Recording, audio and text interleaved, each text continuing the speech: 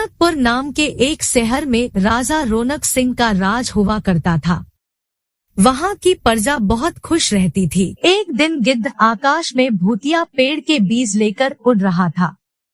जैसे ही गिद्ध रौनकपुर पहुँचा तो उसके मुंह से एकदम बीज रौनकपुर के बीचों बीच गिर गया।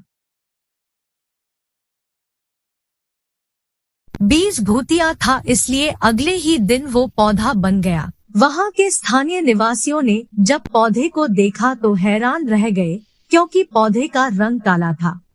दूसरे दिन वो पौधा काफी बड़ा हो गया।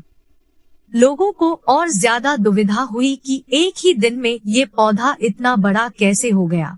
होते होते वो पौधा तीसरे दिन पेड़ बन गया।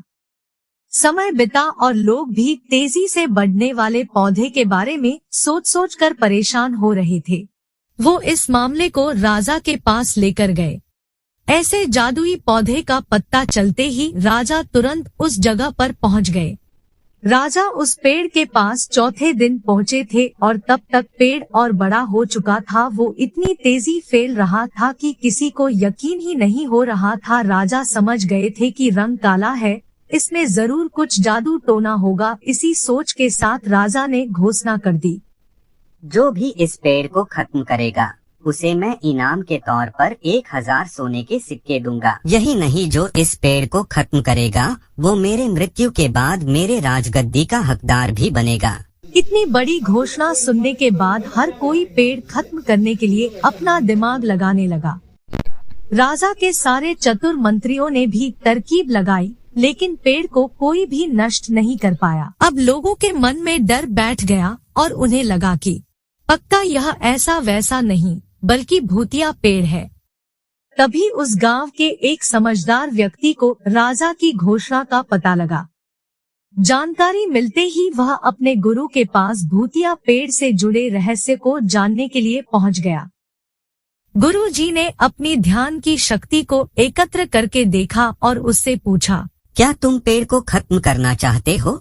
समझदार व्यक्ति ने जवाब दिया, हाँ गुरुजी, सब उससे परेशान हैं। गुरुजी ने बताया कि उसे खत्म करने का एक ही तरीका है।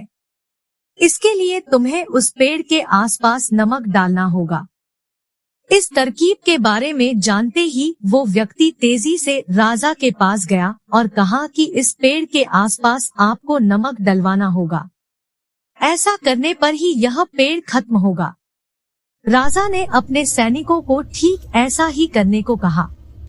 सैनिकों ने मिलकर पेड़ के चारों ओर खूब सारा नमक डाल दिया। नमक डालने के एक दिन बाद ही पेड़ का आकार कुछ कम हुआ। होते होते 5वें दिन तक पेड़ एकदम छोटा हो गया। उसके बाद गलकर वो गायब ही हो गया। उस व्यक्ति की तरकीब काम कर गई और राजा ने खुश होकर उसे इनाम की 1000 सोने की मोहर पहले दी। उसके बाद एक पत्र दिया जिसमें लिखा था कि वो राजा के मरने के बाद उनकी गद्दी को संभालेगा। वो समझदार व्यक्ति खुश होकर अपने घर चला गया। कहानी से हमें यह सीख मिलती, ऐसी कोई मुसीबत नहीं होती जिसका समाधान न किया जा सके। जरूरत है तो बस धैर्य और समझदारी की।